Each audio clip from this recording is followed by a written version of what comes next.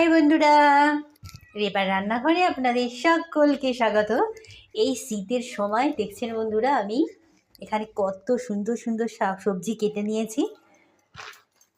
Capsicum, মটরশুঁটি, গাজর, beans এরা সব ছোট্ট ছোট্ট করে কেটে নিয়েছি।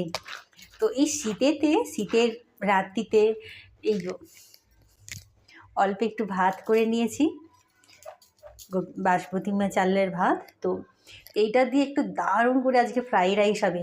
তো ভাতটা একটু কম আর সবজিটা একটু বেশি।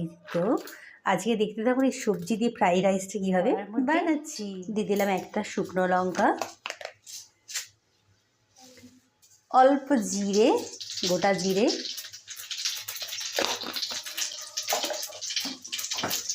আর এই যে কাঁচা লঙ্কার পেঁয়াজ কুচি এটাও দিয়ে দিলাম।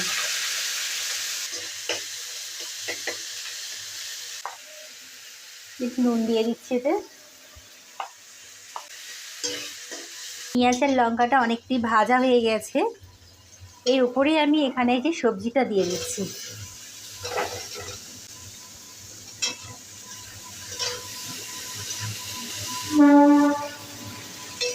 রাতের ট্রেন, এটা হচ্ছে মালগাড়ি আসছে, মালগাড়ি, অন্ধকার। তো এখানে আমি এটা ভালো করে ভেজে নেবো। এটা ঢাকা দিয়ে দিচ্ছি। ঢাকা দিলে কি হয়, সবজিটা সেদ্ধ হয়ে যাবে আর এরকম করে ভাজাও হয়ে যাবে।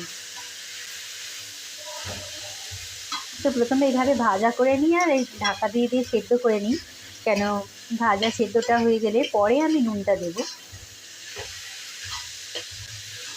এরকম শীতে এরকম লাল সবুজ দেখতে কত সুন্দর লাগে, খেতেও ভীষণ ভালো লাগে। ধীরে ধীরে সবজিটা অনেকটা সেদ্ধ হয়ে গেল আর ভাজা হয়ে গেল। এটাতে স্বাদ অনুযায়ী নুন দিয়ে দেব। নুন অলরেডি রাইসে দেয়া আছে, তো আর সবজিটার জন্য দিয়ে রাইসটা দিয়ে দিলাম।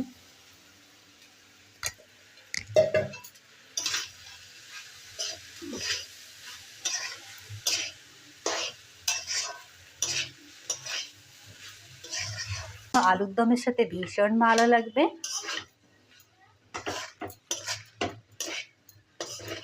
একদম রেডি ফ্রাইড রাইস।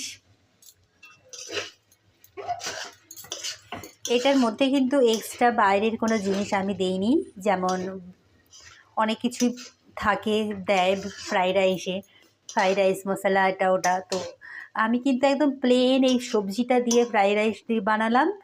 গোটা জিরে, শুকনো লঙ্কা, কাঁচা লঙ্কা আর ভেজিটেবিলটা দিয়েছি, অল্প একটু স্বাদ অনুযায়ী নুন, চিনি আর ওপর থেকে একটু ঘি দিয়ে দিলাম। এবারে গরম গরম এটা আপনারা এই শীতের দিনে খেতে পারেন। কত সুন্দর রাইসটা হয়েছে। তো এই রকম এই রেসিপিটা বাড়িতে ছোট থেকে বড় সবার খুব ভালো লাগবে। আপনারা যারা আমার ভিডিওটা দেখছেন অসংখ্য অসংখ্য ধন্যবাদ।